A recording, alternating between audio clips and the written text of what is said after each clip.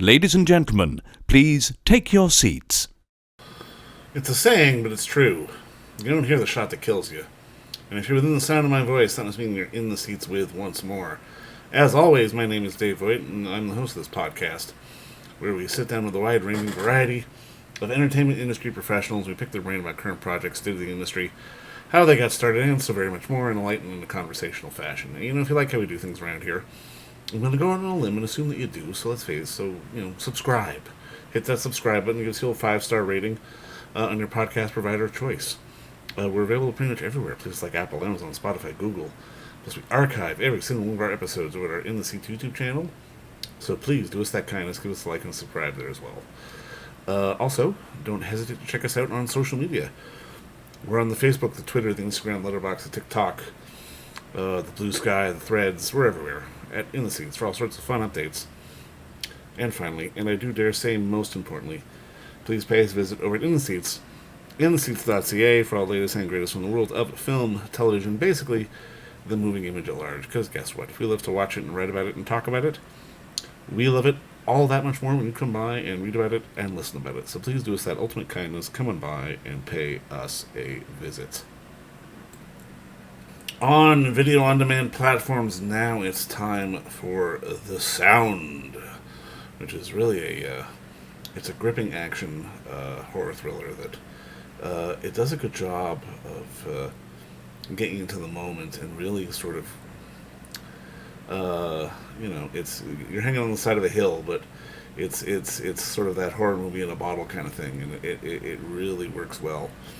It's the story of a group of climbers who embark on a dangerous climb that has been off limit for years, and then what initially starts as an expedition that seems just audacious transforms into a battle for survival because of this mysterious force that is toying with them alongside, on top of the mountain, and everywhere they go. It's from writer-director Brendan Devane, and it's a good movie, man. It's really a really good example of doing more with less. Independent movie, independent budget. It's creepy as fuck, and it's really well done. And I mean, I can't get enough of it. And it's got some familiar faces in it. William Fichtner, a few other people, and if you're a climbing fan, I'm not going to spoil the surprise for you, but there's a few people in there too. We talk about it on the episode, but it's a fun little piece of cinema from writer-director Brendan Devane. We had the chance to sit down and talk with him about it, and so very much more. But go check out The Sound, which is on VOD platforms right now as we speak. But enjoy our talk with Brendan, because between you and me, it's a pretty darn good one. Brendan, obviously, first off, man, just thank you so much for the time today. And I mean, congrats on the movie. I got to watch it last night, man. It's wild. I loved it. Oops, sorry. I think there we go. Not that I'm not the most technologically advanced Zoom person. Thank you so much. Fair enough. Appreciate you having me, and thanks for your kind words about the film. No, I mean, I guess my first question is like, walk me through the origins of wanting to make this film and tell the story, because I mean, this is your first feature, and I mean, it's from a visual standpoint, it seems pretty daunting. Like, what sort of inspired to sort of hanging off the side of a mountain? Well, I moved to Colorado right after I graduated college in the 90s, and to a place called Telluride, where there's a lot of ice climbing and rock climbing and mountain stuff and skiing. And so that's definitely in my background. I'm older now and kind of physically broken, so I don't do too much of it, but back then I did. So I have, a pretty good background in the climbing area, and always thought it would be kind of cool to do a movie that really represents it authentically. I love Cliffhanger and Vertical Limit as much as the next person does, but it's not really very faithful to how people actually climb stuff. Right. So it was important for me to portray mountain climbing, or in this case, big wall rock climbing, in the way that it actually happens.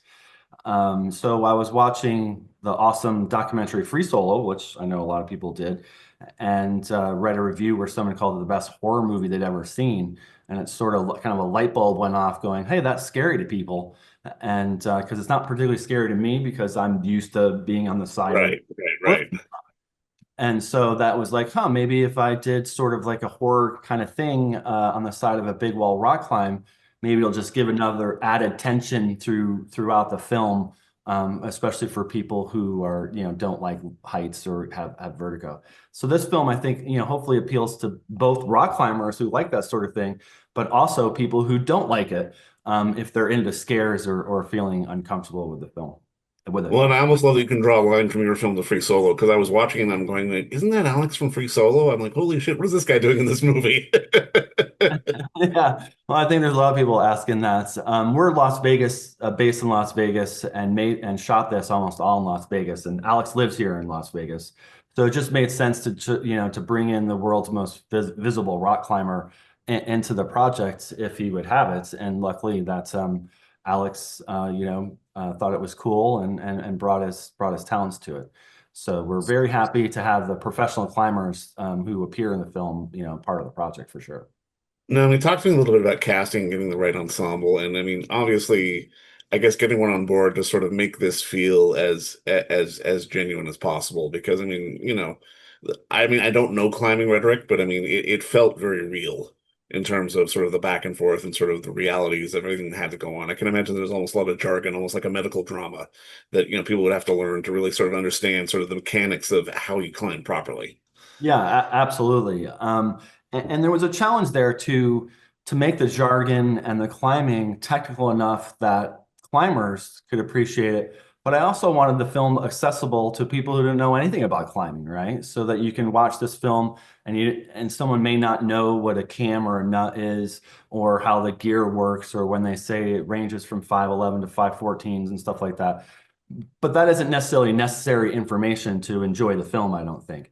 But what it is there for is for climbers to go, yeah, this is what we talk and this is how we talk about. So the script definitely went through several, as scripts do, rewrites and paying attention to the jargon and making sure that that we were presenting everything authentically. As far as casting, it was very important to me to have the actors who were portraying climbers have some sort of climbing background themselves. It's difficult to teach somebody. I know the actors are used to faking, so Right. like that they're a professional doctor or a lawyer or whatever it is. It's a little bit harder to fake being a professional rock climber because of the muscle memory that it takes the years to learn how to place cams, how to belay somebody, right? These are things that, like, sure, if we were, a Marvel film, I can put him through a 6 month, a 6 week climbing boot camp, right? Or something like that.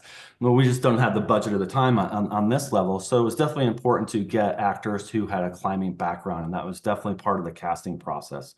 I sort of looked at it as one of my favorite movies ever, Point Break, the first one, the only real Point Break. Yeah, the Um, real one. Yeah. and how she casted surfers who had SAG cars instead of the other way around. Right. And that makes Point Break a lot more authentic because those actors can actually surf. You've got Patrick Swayze and stuff, but the other three guys in the Dead Presidents are surfers. And so I kind of, thought the same way about this. So the people who are in this film, if you watch through the credits, you can see those are their own personal photographs of them actually climbing in their personal lives. Oh, So wow.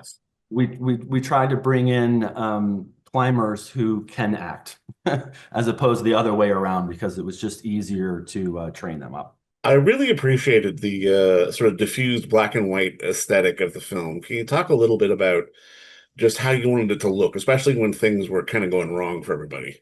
Yeah, it becomes a challenge, right? When you first start off and you're working with your DP, you come up with the aesthetic of the film or how you want to look at it. But then when you're shooting it, things change. And there's 7 different source files in this film, meaning there's seven Wow. different sources, whether it be an iPhone, whether it be a Red camera, whether it be an ARRI camera that we shot most of it with, whether 2 types of drones, right? And so it becomes a process to make it all homogeneous, right? That of these different ways that you're getting the files, how to make it all look the same. And talking with, this is something that when people watch films, they don't realize how much goes into the color correction and the color grading of films. They think that like, oh, you just shoot it in the lighting and stuff like that. Well, that's not really how it works, right? When you get to post, you have to then color correct it and you can do all sorts of things with it. So for this particular one, we wanted to make it look at what was more shot on film as opposed and give that kind of grainy a little bit of a grainy, darker look to the film. And so we did that in post with a color correction. And there actually is a film grain added to it with like a little slight glow that Ooh, gives it that little extra graininess to it, which I think accentuates kind of the mood to the film. I love that. I absolutely love that. And I mean, I gotta ask, because obviously, independent film, you're working on certain budget constraints. But at the same time, in watching it, there was definitely a certain amount of shots where it's like, okay, they're actually hanging off the mountain there. Like, what was sort of the ratio of practical versus on st sound stage kind of shots for this? You never really know until you get to the editing part of that, right? So we shot all the actors inside of LED volume stage, Right. one for safety, right? Unless you're Tom Cruise, you just can't Of be. course. Yeah, of course. But can't carry that insurance policy. And really, I mean, you pointed out at this budget level, it does become tough in some ways to make it seem not so low budgety, right? Yeah. And certainly shooting on LED volume stage is not an independent film thing, right? So we were very grateful that we had a stage here in Vegas that was willing to work with us, willing to work with our budget constraints, because it's typically like $30,000 to $40,000 a day to film inside an LED volume. And that doesn't even include the stuff that you're putting, the stuff that you put on the screen, right? You've got to make that stuff too. So it can be very budget busting to do that, and we're fortunate that we were able to work it out. Um, but that only goes so far, right? I wanted to really make this film or give the audience the idea, the impression of how big these walls really are. And that meant going outside to actual 1,500-foot walls with professional climbers and professional climbing, rock climbing filming crews to kind of intercut those authentic climbing scenes with what we did in the studio. And that's where the No, I color, mean, go this, back to your yeah. previous question, that's where the color came in to try to blend those, because my greatest fear was that the audience would get pulled out if we had these really cool shots of real rock climbing and then into a fake studio and then back to real rock climbing and then back to a fake studio, right? That's going to pull to me, if I was watching it, that would pull me out of the film and be like, well, this is kind of just a low budget, like whatever.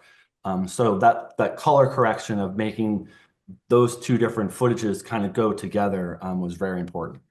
When it really felt like when they were on on the wall, it felt like they were in another world. And I mean, this is a loaded question because the movie's called The Sound, but the sound design was fantastic. I mean, just it really created this sort of immersive environment for them. And I mean, how much work do you have to put into on something like this to really sort of block out, I guess maybe block out the exteriors and sort of craft your own sort of auditory world? Well, right, yeah, it's called The Sound, so the sound had to be good on it, right? And in that respect, my idea towards filmmaking is that I like to hire talented people and let them do their work, obviously with some direction idea, but yeah, I hire talented people and let them do it. And so, very, very honored to have Skywalker Sound and Lucasfilm do Oh, the wow. post sound production for this film. And we spent 3 weeks, or I did, spent 3 weeks at the Skywalker Ranch as we mixed this film. And they spent months before I even got there. They spent months working on this, coming up with ideas, sending me ideas, and making this soundscape. Because really, when you're up there, there's not much going on in real life, right? If you're 500 feet up a wall, what you're going to hear maybe some chirping birds, maybe a little bit of wind.